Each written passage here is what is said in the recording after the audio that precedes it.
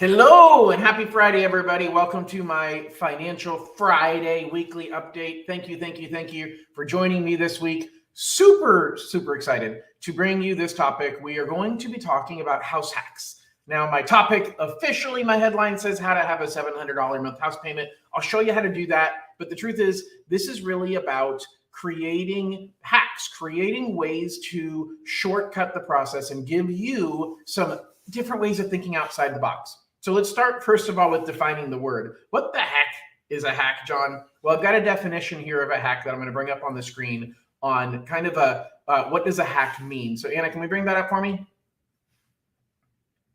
What do I mean by hack?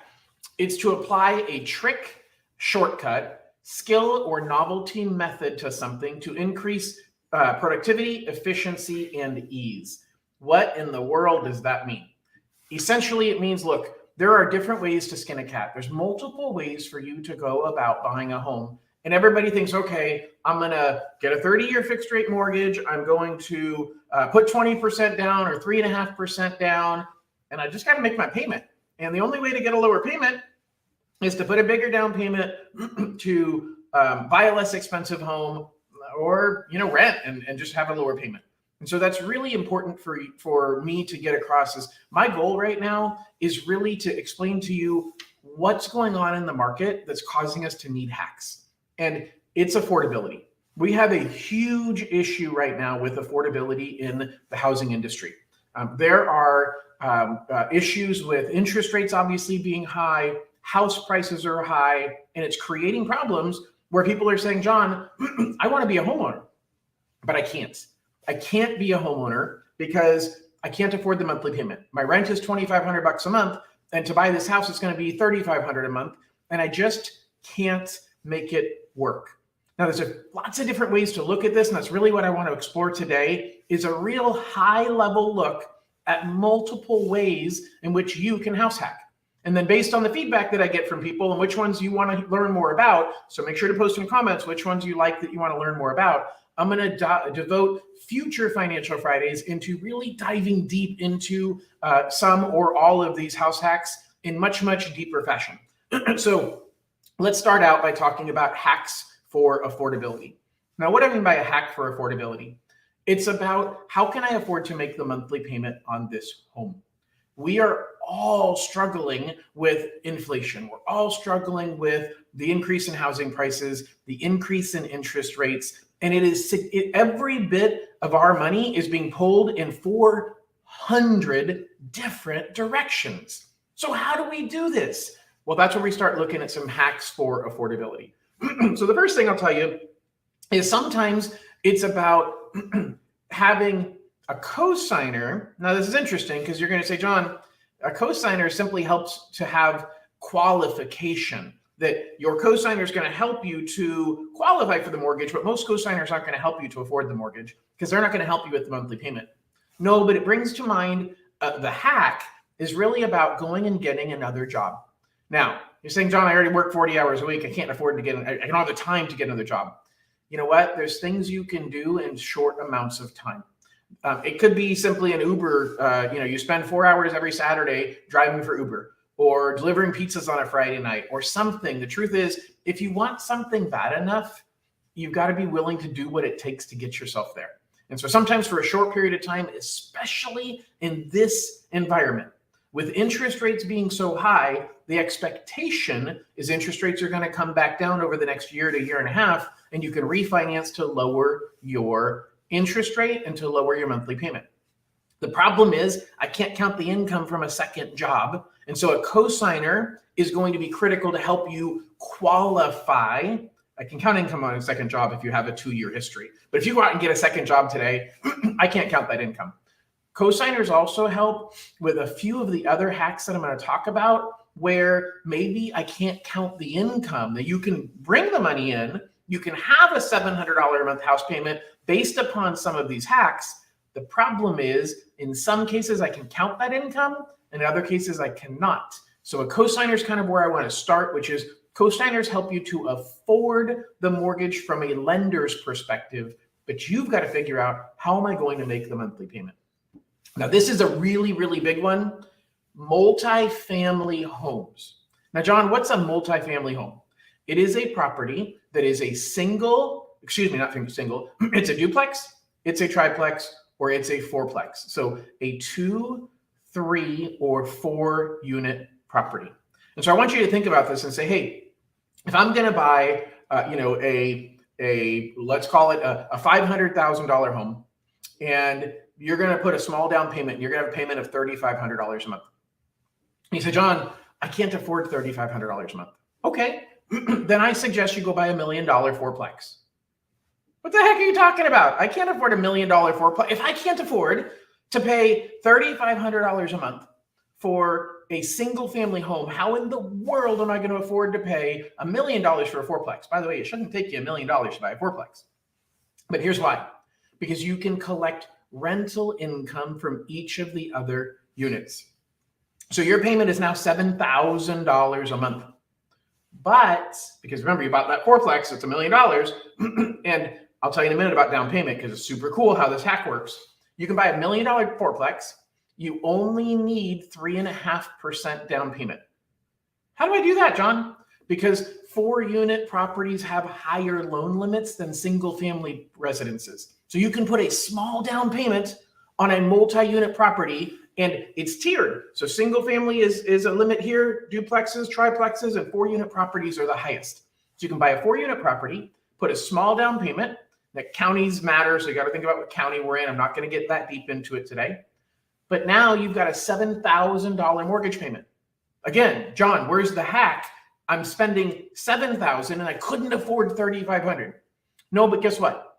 If you had every one of the 3 tenants that came, that were renting the other 3 units, paying you $2,200 a month. Now, $1 million 4-unit property, that's a pretty nice property. I think you could easily get $2,200 a month in rent. That means you're getting $6,600 a month in rent from the other 3 units. And how much did I say your payment was? $7,000. So your mortgage payment is $400 a month. Bam! I did better than the $700 a month that I promised you in the title. Here's the deal, gang. Multi-unit properties, especially for a first-time home buyer who's saying, hey, I can't afford to buy this house at $300,000. But guess what? You can afford a $450,000 duplex because you've got rent coming in from the other units. So you buy a 3-unit property, you get to rent out 2 of them. You buy a 4-unit property, you get to rent out 3 of those units. And the only thing that's left is your portion of the payment. Now, there are things you have to consider, like I've got to cover maintenance. I've got to, repairs are my responsibility. If a tenant moves out, I've got to cover that payment. So you need to make sure that you're able to manage those things. And that's why we throw away a portion of your payments. And we say, hey, if you're getting $6,600 in rent from those 3 tenants, we're going to throw away 25% of that. So what's that, about $1,500, $1,600 that we're throwing away? So in my mind, you have to be able to afford $2,000 a month, but you want to have that buffer because even though you're only writing a check for $400 a month, you want to have the extra income coming in that you can put into savings to cover the months when you have a tenant that moves out or to cover the months when you have repairs that have to get done. This is one of my favorite house hacks that almost nobody's using. And I'm talking more and more to my buyers about it right now. Now, let's go to the next house hack. This house hack I love, and it's accessory dwelling units or ADUs. State of California changed their rules a couple of years back, and they're not restricting ADUs. And really, you can't have any municipality tell you that you cannot build an ADU. Now, I'm not saying that as a general law. I'm sure there's some rules here and there and HOAs and whatnot. But in general, accessory dwelling units are a second house that's in your backyard. You can convert a garage into an accessory dwelling unit in some cases. Again, you gotta be careful about the rules because now it's gonna make it harder to resell if you don't have a garage. But the bottom line is there are a large number of companies out there that are focused on building ADUs. You can even buy a tiny house. They have those tiny house websites that you can go to, and we see them online all the time. And you can buy a tiny house and you can put it in your backyard. But guess what? With the number of people trying to rent especially, hey, I want to rent in a nice neighborhood. I don't want to have, raise my one child in a slum. Well, guess what? That opportunity for you to make an extra $1,000, $1,500, $2,000 a month in rent for renting out an ADU significantly lowers the monthly payment on your responsibility of that primary home. Now, a lot of houses, more and more, are coming already with ADUs. You've got a lot of properties. People over the last few years have been building them more and more, and we're going to continue to see that. So it's something to focus on. In a lot of cases, I cannot count rental income from the ADU because in some cases I can, but in a lot of cases I can't. So we got to be really careful about that. That's where maybe you qualify for the high enough payment, but you're just not comfortable being saddled with that payment. This is where an ADU hack comes in, and it's an absolutely great idea. All right, my next hack is a little bit similar because I said a couple minutes ago about multifamily homes, but totally different because it's actually a single family residence. So let me explain this hack in detail. This is having multiple families, often multiple generations in one home. It's a practice that has been years and years in the making. It's been happening for years, and we kind of got away from it. We got selfish. We got, let's be honest, immediate gratification. Like I want what I want, and I want it now, and I want it to be mine, and I don't want anybody else. I don't want to live in the same house as my brother. I don't want to live in the same house as my aunt. I deserve to have my own place. The truth is, we don't deserve anything. You also don't deserve to be a homeowner in the first place. And sometimes you don't have an option. That's the only way you're going to be able to afford to make a payment. But here's how it works. I was just talking to one of my clients last week, and makes good money, but not enough for the market that he wants to live in. And as we're talking, he mentioned that his 2 adult children are living with him. And I said, why aren't you buying the house with them? And he said, John, I've been saying that for a couple of years. I've been talking about wanting to buy a house with them. And the truth is, if I bought the house a few years ago, we would have a huge amount of equity right now. And I said, you know what? You're right. So what do you think about doing it now? And he goes, well, I don't know. I think it might be too late. And it reminded me of the adage about, people talking about planting trees and that, you want to give back to earth and planting a tree. When is the best time to plant a tree? 100 years ago, so that it's had time to grow and flourish. When's the second best time to plant a tree? Anybody know? Put it in comments. Second best time to plant a tree if you couldn't do it 100 years ago? Today. Because today starts that clock.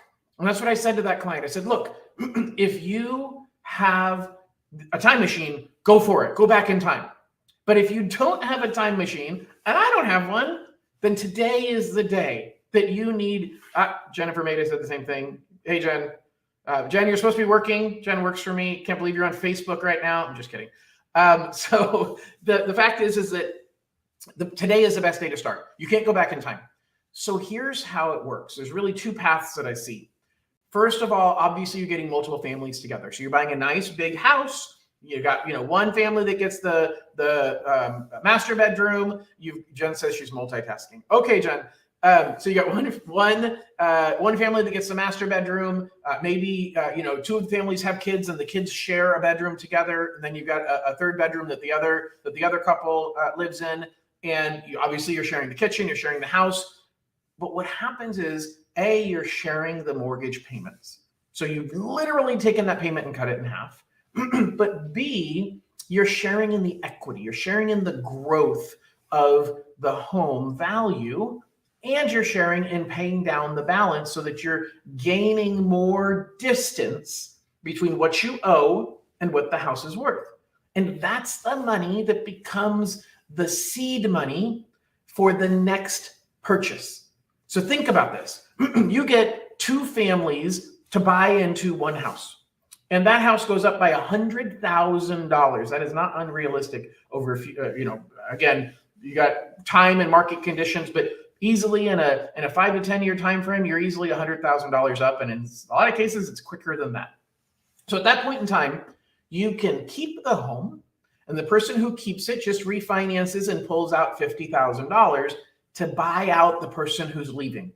Now the first person gets to keep the home, The second person gets to take that 50 grand and now they've got $50,000 down payment. That's going to help them make the payment significantly cheaper. And they're going to have already gotten pay raises and they've saved some money because they didn't spend as much money, and you didn't spend as much money on their mortgage payment. And it gives you the flexibility to be able to turn one home into two. Now, for some people, they sell the house that they were both in and they buy two separate homes because the person who stays behind, they don't need a house that big. So many families, one home. I've seen this generationally. I've seen it in a lot of cultures where two things I've seen culturally. I've seen it where we've had families that their children grow up and they go out and they buy a home together and they get their children help buy the bigger home. And then as each child starts getting equity and building their credit and all that kind of thing, then they buy out and they go buy on their own. And now the rest of the children stay behind with mom and dad, and they keep going and going and going until they have enough homes for everybody. It's a village. We've all heard the saying, it takes a village. A lot of times the house hack takes a village. It takes you guys working together and not saying, I'd rather rent for the rest of my life than live with my sister. Okay, well, careful what you wish for, because sometimes you're living with your sister who owns a home and you're her roommate. Okay, so you want to be in the situation where you're gaining equity, that you're not just moving in with your sister because, hey, you can't find a place to rent and you got evicted because the landlord's selling the property. Those things are happening, and I actually see more and more landlords wanting to sell properties in the next couple of years. I think 1031 exchanges are going to become a really big deal as we have fewer. Well, I won't get on a tangent, but let me just say this: house hacking, by having multiple families living in one home, is something that I've seen for years, and we've gotten away from it. And now that we're in a position where affordability is challenged, think about who in your family, which of your best friends wants to own a home too and wants to start building equity instead of throwing the money away to rent.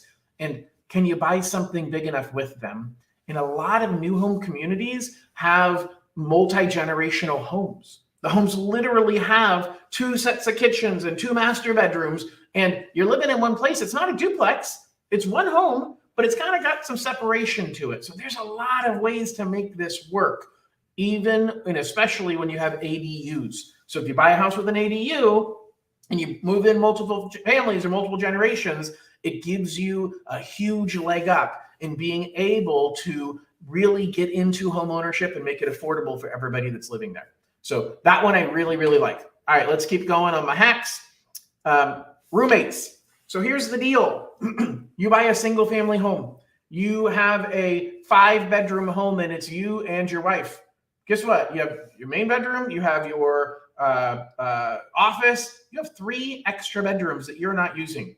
Rent them out. Here's a great hack for you. Traveling nurses or any kind of traveling profession. There's a whole cottage industry of people who travel for extended stays in a particular industry. Nurses are a great example. So a nurse is assigned to, hey, I got to work at this particular hospital in Sacramento, and I'm going to be assigned there for the next 6 months. Does that nurse want to live in a hotel for 6 months? Not likely. So you can go find those networks and you can advertise your home and say, hey, I've got 2 rooms for rent, then I want to rent them both to traveling nurses. You get really good income and they're stable tenants. Now, I can't count that income to qualify you for a mortgage because the rules don't allow me to. It'll just be that simple. But look, this is about a hack. This is about if you can't afford the payment, then use a hack to help you afford the payment so that you're building the equity, so that you're getting the tax write-off, so that the money that's being paid down in principal pays down your mortgage, not your landlord's. So getting a roommate is a great option for you to say, you know what, John, I know you said I could afford $3,500 a month, but I wasn't comfortable spending more than $2,500. But if I rent out one of my rooms for $1,000 a month, I can make that work. That's the way you need to be thinking in this environment. And then as interest rates come down and you refinance to lower your monthly payment, then you kick out the roommate if you want to, or you like it and it works out. The fact of the matter is you have choices. but we've got to think outside of the box, because this is a moment in history when we have seen selling properties being sold at reduced prices, and the seller is willing to give concessions. And we haven't seen this in 12 years. Now, I'm not saying it'll never happen again, but what I'm telling you is that these moments come and go quickly. And so if you or a family member or a friend are thinking about it, but you're like, hey, I just can't afford it right now, start thinking about some of these hacks, and roommates is a great one. Here's a couple more. They're a little bit further outside the box. First one, look, if you can't afford to make a house payment, but you have a really expensive car, is that really like the right way to think about your money? Is that really the right priorities? Look, it's great that you can say, hey, I drive around in an expensive BMW, but I live in a cardboard box. Maybe that wasn't the best analogy, but you get my point, right? Like people spend way more on their cars and then say, I can't afford a house payment. So start thinking about, hey, should I downsize my car? Should I refinance my car to get a lower payment by either stretching out the term or lowering the interest rate if at all possible? But the fact is, that's a hack to become a homeowner. If you really want to build wealth long-term, the average homeowner has 10 times the amount of wealth as somebody who's a renter. So you're not buying an appreciating asset, an asset that increases in value, because you're too attached to your depreciating asset, an asset that decreases in value. The appreciating asset's the home. The depreciating asset's the car. Where are your priorities? So think about, how much money am I spending on a car? Is this really important enough to me that I'm going to sacrifice building long-term generational wealth? Money that I can give and pass to my children. Money I can use when I'm in need and I have an emergency. Home equity is the #1 place to go get money if you're a homeowner. So think about other ways to really hack. And this is really my whole point today. All right, so here's another hack. And I'm gonna be super careful how I say this, but I'm not gonna mince my words. If you are contributing to your 401k and it is stopping you from affording a house payment, slow down or stop contributing to your 401k. Yes, I told you, stop putting money in your 401k. Stop putting money into the stock market if that's what's stopping you from buying a home. Now, John, how's that a hack? Because you're replacing it with investing money somewhere else. I'm not telling you saving money is a bad idea. As a matter of fact, I'm saying the opposite. I'm saying saving money is critical.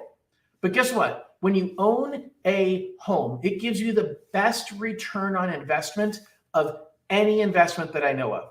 Owning your primary home gives you a tax write-off that you don't get. Now, you get it on a 401k because you're not paying taxes on the income, but you also have leverage when you own a home because you're only paying this much per month, yet the appreciation is based on the full value of the home.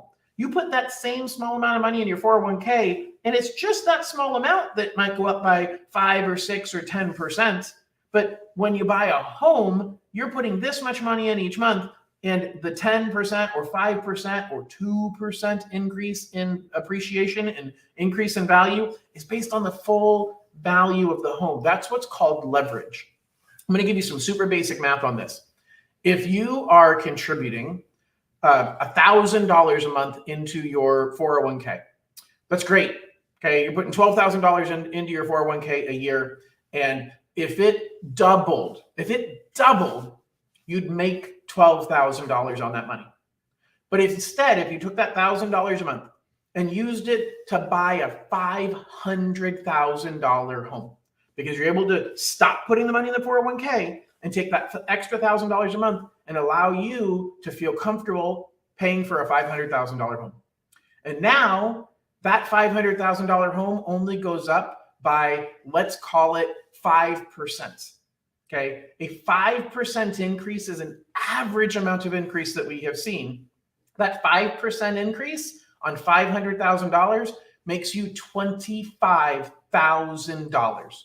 Your $1,000 a month that you were putting in the 401k that you instead decided I'm going to put it into my home, becoming a homeowner, made you $25,000 in return in the average year, and that's simply on appreciation. You get two other ways that you're going to gain in wealth through home ownership, and it's tax deduction. You got a tax write-off now that you didn't have before, and that's at least $300 to $500 a month in a lot of situations. I'll be vague there. Let's even call it a couple $100 a month. And then you've got principal pay down. Part of your monthly payment is going back into your pocket to reduce your principal. So you're making money in three different ways that is far exceeding what you would have made even if you doubled your money that went into your 401k. So if that's stopping you from buying a home, if you feel like, man, I can't slow down my 401k contribution, you got stinking thinking. You need to start thinking differently and saying, you know what? It's about timing. And the 401k is critical. And as soon as you have more income or you refinance to lower your mortgage payment, you got to immediately start putting that money into the 401k. That is your second best investment beyond owning a home, but it's second best. The first best investment is your primary home. So don't confuse your 401k contribution with owning a primary home. I firmly believe owning the primary home is going to give you far greater wealth, and you can continue contributing in your 401k later on. All right, so I'm done talking about hacks for affordability. Let's dive into a couple of hacks for down payment. That's really a big thing that people talk about is, hey, John, I'm worried about, like, I can afford the monthly payment, but I can't come up with the down payment. Well, there's a couple of things. First of all, what I'll tell you is that you go out and get a second job. I can't count the income from the second job, but I can absolutely count the money you earned from that second job as going towards your down payment. Okay. But the more important thing that I'll tell you about down payment is that a lot of people say, you know what, John, I don't want to buy with down payment assistance. I'm going to save every single month and save up to get my down payment. I want you to think differently about down payment assistance. Now, I want to be really clear. If you have money for a down payment, it is smarter and cheaper to use that money than it is for you to use down payment assistance. But if you don't have money for a down payment and you say, I'm going to save $1,000 a month towards my house payment, and I'm going to put that, I'll have $12,000 in a year. First of all, $12,000 isn't going to get you very far. Secondly, housing prices have probably gone up in that year. Thirdly, you aren't getting a tax write-off during that time.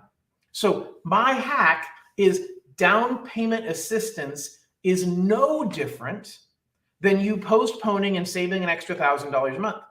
Your extra payment you're making because you put a small down payment is the money that you were going to set aside each month to go towards your down payment. So become a homeowner now and contribute towards your down payment every month for the next year or two, because you're going to have a higher than expected mortgage payment. It's a trade-off. If you're going to set aside an extra $1,000 every single month for your down payment, the choice is, do I wait to become a homeowner, or do I become a homeowner now and I've got time on my side to get appreciation, I've got time on my side of equity pay down, and I've got time on my side for tax deduction. None of those three things would I get if I didn't buy and instead waited until I had saved up my down payment. So think differently about, how do I save for a down payment? Save for the down payment after you've made the down payment. You're simply paying it back because you borrowed it from somebody else. A different way of thinking, but that's what it takes to be different than the average person, and to see success in finances often requires a little bit different thinking. All right, here's another one, a 401k loan. Everybody says, oh my gosh, John, I don't want to, you told me to stop contributing to my 401k, and now you're telling me that I should go get a loan from my 401k? I was told to never, ever do that. I'll tell you what, there's a lot of value in keeping that money in the 401k long-term, and I don't want you to cannibalize it ever. But again, if you're in a position where you have that nest egg, then you say, wait a second, that $30,000 that I have in the 401k, if it grows by 10% per year. Now, why did I talk about 100% growth on the 401k contributions? Because you have company matching. But once you have the money in there and you got 30 grand in your 401k, the company's not matching the money that's already there. It's simply growing as the market grows. So even if you have great investments and you get a return on your investment. That means that your $30,000 makes you $3,000 a year. But if you take that $30,000 and you put it as a down payment on a $300,000 home, and that $300,000 home earns a lot less interest.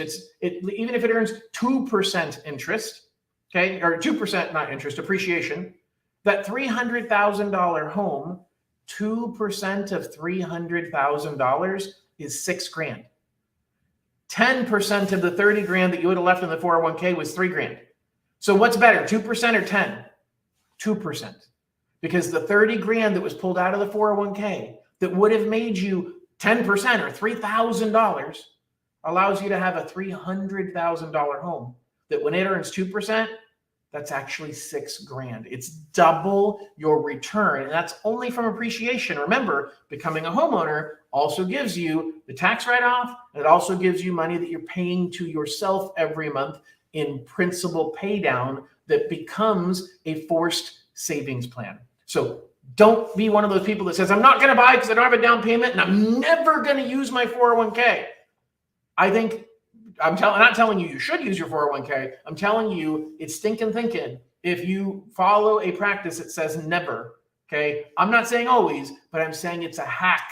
It's a way to think about how to get yourself to become a homeowner. Because once you are a homeowner, you're getting all of the benefits of homeownership, of building wealth that you weren't getting when you were a renter.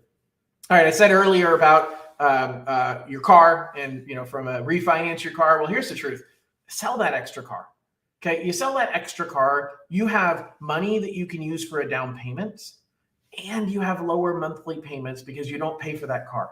I know a lot of people who are real car aficionados and they love having 2 cars. And the fact is that's great. But do you love renting? Do you love having a second car better than you love building long-term generational wealth? If you do, keep the second car. But if you don't, think about this hack. Just sell the car. You can buy another one later. You can buy that one back from somebody else later, probably for cheaper. Because the house goes up in value, the car goes down in value. All right, so my last hack for down payment is actually a pretty important one to understand, and that is cash. A lot of people have cash. And they say, oh, John, I want to buy a house, but the problem is that I got 10 grand saved at home, and if I put that in the bank, I got to wait 2 months. Well, here's what I'll tell you: you're spending a lot of money every single month on stuff. You're spending a lot of money on rents, on food, on groceries, on gasoline. Take the cash out of your mattress and go buy a money order or walk down, give it to your landlord and buy the things that you would normally spend money on using the cash. And that way, the money that comes into your checking account, your savings account through your payroll doesn't get spent. The money that came in through payroll is usable immediately. So you don't have to wait 2 months. You just have to wait 2 weeks for that paycheck to come in, and boom, you got a bunch of money you can use for a down payment. Maybe you wait 4 weeks. Boom, you got a bunch more money that you can use for a down payment. And you didn't have to worry about depositing the cash and waiting 2 months and worrying about, oh my gosh, am I going to get in trouble with the government? Okay. The fact of the matter is, spend your money, but spend your money on the things that you would have swiped your card for. That allows you more flexibility to build your checking and savings. Even paying off your credit cards. Pay your credit card bill using a money order that you bought with cash. I don't care where the money came from to pay off your credit card bill. I don't care where the money came from to pay your rent. As long as I show they're paid on time, I'm perfectly fine. All right, last couple of things. By the way, I'd love to hear from those of you, whether you're watching live or you're watching recorded. I'd love a shout out on any of these hacks that you think, man, John, I would love to hear more about that. So Cynthia, thank you so much for the thumbs up. I'd love for you and everybody else to just kind of put in comments, what of these hacks resonated? Are there any that you want me to dive into further? I really want to understand what it is that you worry about or think about, and which of these really created some value for you. So the last thing I want to talk about is some hacks for credits. Okay, now there's 3 things we care about in doing a mortgage: cash, credit, and income. Cash is how much money you have for down payment. Credit is how good your credit is or how well you paid your bills in the past. And income is how much money you have coming in the door to make your monthly payments. And we're basically covering all three. So we've talked about affordability or income. We've talked about down payment or cash. And now we're talking about credit.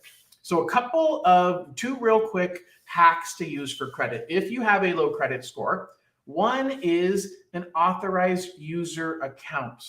Now, what's an authorized user account? An authorized user account is designed for somebody who has a credit card that says, hey, I want my spouse or my child to have their name on my credit card, and they're going to have a card in their name that they can use. So it's designed to have somebody who's authorized to use your credit card.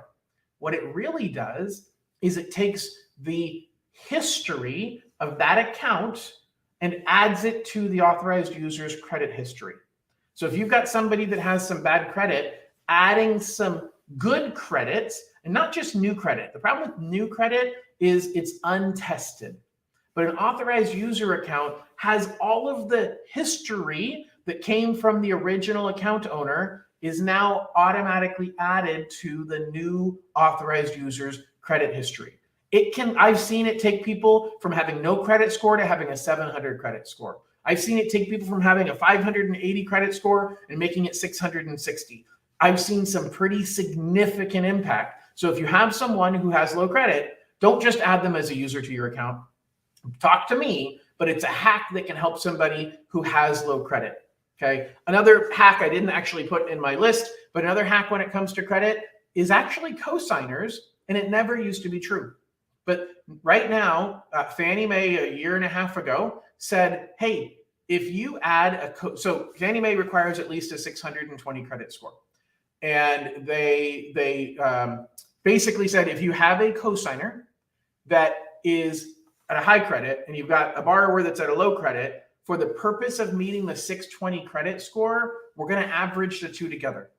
Now, that means that if you've got somebody that has a 500 credit score and you've got somebody else that has an 800 credit score, that 500 credit score person can have a cosigner that's got an 800 credit score, and I use 650 to determine, yep, that average is above the 620, we're golden. You got to be careful about that hack, because we actually charge you the interest rates based on the lowest tier or the 620 credit score. So if you have somebody that's at 600 and somebody else at 850, and you say, well, John, the average is 725, and 725 gets a great interest rate. You are right, 725 gets a great interest rate, but we're basing the interest rate on the lowest credit score band, which technically that person's below the lowest, so we're using the lowest credit score band. Now, if you have a big down payment, that low credit score band is not punishable at all. So if you're looking at 30 to 40% down, you actually don't pay that much higher of an interest rate. So that's a great hack for someone that has super low credit, a good sized down payment, and a cosigner that has great credit. That's a hack to help you be able to buy a home without improving your credit. All right, the last hack that I have for you, again, if you're watching, whether it's live or recorded, do me a favor, give me a shout out. Tell me what it is that you liked about what we've talked about. Bring up a hack. Maybe you've got an idea that you've heard of, or you've got questions about something. Just let me know you're there. I know we've got about 9 or 10 people that are here right now, so I'd love to hear from some of you, just so I know I'm not talking to myself. This last hack is what I call pay for deletion. What is pay for deletion? It's about how to get a collection account off your credit report. Collection accounts make a big impact to your credit score and can be a game changer on your ability to qualify for a mortgage. So the hack is don't pay the collection until the collection agency gives you a letter that says, when paid, we're going to delete this account from your credit report. Now, get it in writing. Make sure it says that the account is going to be deleted, because they're going to tell you they'll delete it, but they won't. They're going to put in writing, we're going to update the balance to show that this is paid off. That's not good enough. The history of having a collection, whether it's paid or unpaid, is damaging almost the same amount on your credit. So what you need to do to improve your credit is get the history deleted, get the collection deleted. This doesn't work for late payments on credit cards or car loans, because you technically, yes, you can ask them to undo the late payment, but they'll never delete the history of that account going into collections. It's the actual collection itself from the collection agency that shows up on your credit report that you can negotiate with them. And here's the simple trick. You must be persistent. The first 10 people you talk to are not going to say, oh, no problem, I'll go ahead and delete that from your credit report. So it's critical that as you are talking to them, you say, hey, do you want my money? They're going to say, yeah, great. Then tell me, give me a letter that says you're going to delete it. They're going to tell you we're not allowed to. They're going to tell you it's against the law. It's not against the law. They're going to tell you that the rules prohibit them from doing it. Sooner or later, you call enough people, you ask for their boss, you ask for their boss, you ask for their boss. Sooner or later, somebody's going to want your money more than they're going to want their name on your credit report. That's the bottom line. That's how you make this happen. All right, so Penny, let's see what Penny had to say. Helping buyers to use cash correctly that helps them and not hurt their chances of buying. So Penny was sharing what she liked, the hack that she appreciated. I love that one, Penny. So thank you for sharing. Anybody else that has anything to add at this point? I am done. So I'm going to post or put out here that, hey, if you have any questions, feel free to post them right now. If you have any thoughts about what you liked, or if you had any ideas of other hacks, I would love to hear them. But I want to really dive into some of these in the future. So please let me know which ones. Penny, again, just said the one that she likes. We can talk about that more. Otherwise, make sure that you subscribe to my channel. So depending upon where you're watching this, you can get notifications of all of my videos on most platforms. YouTube is the simplest one for you to get notifications. So if you're not subscribed to me on YouTube, please do. And Kathy simply pointed out that Penny made a good point. So Penny's point is double pointed by Kathy pointing out Penny's point is a great point. All right, so I'm going to wrap this up. If you guys have any other thoughts, feel free to post them into comments. I am looking forward to talking to you as you have any questions. Make sure that you watch my market update video today. The market is shifting. We're seeing a lot of chaos that's happening right now. And bottom line is, it is absolutely, oh, Penny just brought something up, but bottom line is, it's absolutely a great time to buy a home, in my opinion. And if you're not watching my weekly videos, you should, because I'll share why. So Penny said, if you co-sign, are you on title? That's a great question. You actually have a choice. When you are a co-signer, you can be a co-signer on title, or you can be a co-signer that is only on the loan. The truth is, I don't care. Now, down payment assistance loans don't play well with co-signers. So you can't be a co-signer and use down payment assistance. You can't even have a co-signer when you're using down payment assistance. But the fact is, we have the choice. Many lenders don't give you that choice. My company does. So if your co-signer wants to be on title, they can. If they don't want to be on title, they don't have to. So it's entirely up to you. I think there's pros and cons to both, and I would explain that to people so that they understand what the pros and cons are. But the bottom line is, you get to choose. All right, gang, if there's not any other comments, I really appreciate everybody listening. Hope you all have an absolutely wonderful weekend, and we'll talk to y'all soon.